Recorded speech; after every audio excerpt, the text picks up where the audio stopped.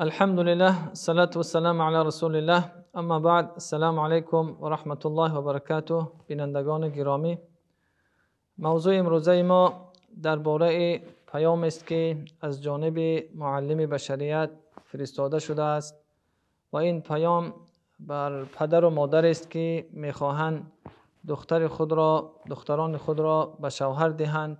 پیامبر خدا در حدیث گوهربارشان میفرمایند: اذا جاءكم من ترضون دينه وخلقه فزوجوه الا تفعلوا تكن فتنة في الارض وفساد عريض.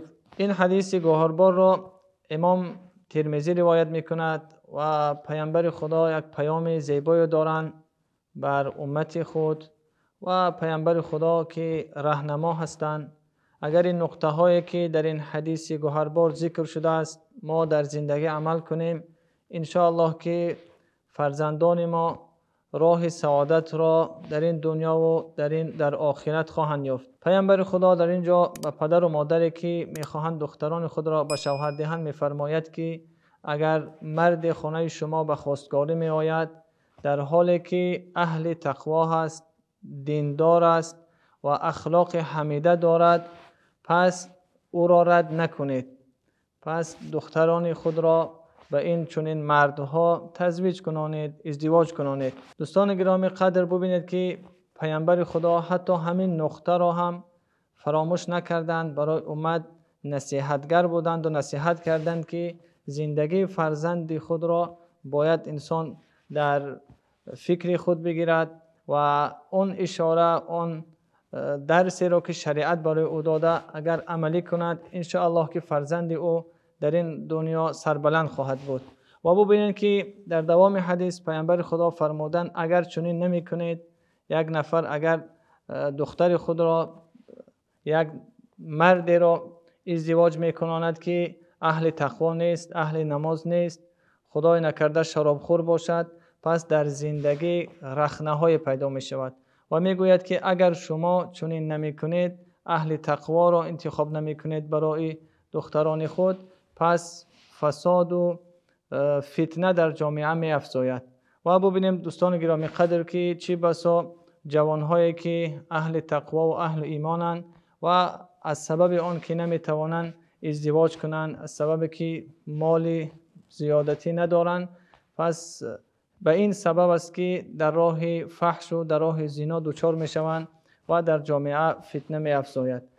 پدران عزیز، مادران عزیز، کسانی که دختر دارند این پیام پیامبر را باید شنید. این به این معنی نیست که از دختران خود مهر طلب کردن نشود، اما مهری که طاقت فرسا باشد، همون مردی که میخواهد ازدواج کند همون قوه رو داشته باشد. دوستان گرامی قدر چی بسا در این زندگی های امروزه میبینیم که از این سببی که مردی که خواستگاری می آید او را جستجو نمی کنند و از ایمان او خبر نمی گیرند، بلکه زیادتر می شود که از مادیات، از مال و از دیگر منصب و از این چیزها که نگاه می کنند، پس در زندگی ها زیاد می بینیم که مشکلات رخ می دهد. چی نفرانی که شراب نوشیده به خانه می آیند، چی نفرانی که بالای زنها ظلم می کنند. و نقطه دیگری که هر یک من شما باید بدانیم این است که هر عملی که به خاطر خدا کرده می شود نتیجه نیک دارد. اگر ما دختران خود را به خاطر خدا و خاطر خوشبختی این دنیا و آخرت ازدواج کنانیم و نیت ما نیت خدایی باشد، حتما که نتیجه هم نتیجه به می شود، نتیجه هم نتیجه سعادتمندی همون دختر خاندان می شود و با اون خاندانی که این دختر آنجا کلین می گردد. دوستان عزیز، یک درس دیگری که از حیات امام سعید ابن مسیب است، چه بسا درس عبرت آموز است که سعید ابن مسیب یک دختری داشتند که خیلی اهل علم بود، دانشمند بود و نامش در آفاق در زمانی که حضرت سعید ابن مسیب زندگی میکرد پهن گشته بود. از تقوا و ایمان او خبر داشتند.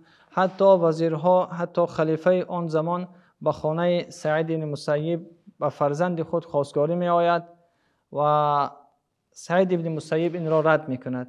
و حالا ببینیم که روز میگوید در درس نشسته بود سعید، امام سعید ابن مسیب و یکی از شاگردان خود که چند روز درس نمی آمد، 3 روز شده بود که از درس فارغ و در درس دیده نمی شد و به نام ابی وداعه میگه از اون شاگرد خود پرسید که چرا با درس حاضر نشدی؟ این شاگرد میگه در جواب گفت که استاد من همسر من از دنیا گذشته بود و تا اون که من او را گور و چوب کردم این ساعت ها این چند روز آمده نتوانستم. و حضرت امام دختر خود را که از وزیرها و از خلیفه رد کرده بود با این شاگرد خود ازدواج میکناند، حالا اینکه شاگردش نه مال داشت، نه خانه زیبا داشت، نه منصب در او دیده میشد. و ببین که امام است که برای ما می آموزد که سعادت این دنیا مال نیست، سعادت این دنیا منصب نیست، سعادت این دنیا بلکه خوشبختی همون خواهر است، خوشبختی همون نفر است که با اهل تقوا ازدواج میکند. دیگر نقطه‌ای که از این قصه میتوانیم درس آموخت ببینیم که وقتی که ازدواج کنانید، سعید ابن مسیب دختر خود را با این جوان، با این شاگرد خود چند وقت درس نیامد. وقتی که درس آمد از اون پرسان شدن که چرا در درس نمی آیی؟ اون گفت که هر اونچه که من در سعید ابن مسیب امروز میبینم او را در خانه پیدا کردم. یعنی علم دانش زیادی را که و دختر خود آموخته بود و این مرد ابی وداعه از دختر سعید ابن مسیب استفاده کرد. خداوند برای هر یک من و شما این توفیق را بدهد که در مهر دختران خود سختگیر نباشیم تا که سبب نگردیم که در جامعه فساد و فتنه زیاد گردد. و السلام علیکم و رحمت الله. خداوند یار و مددگار.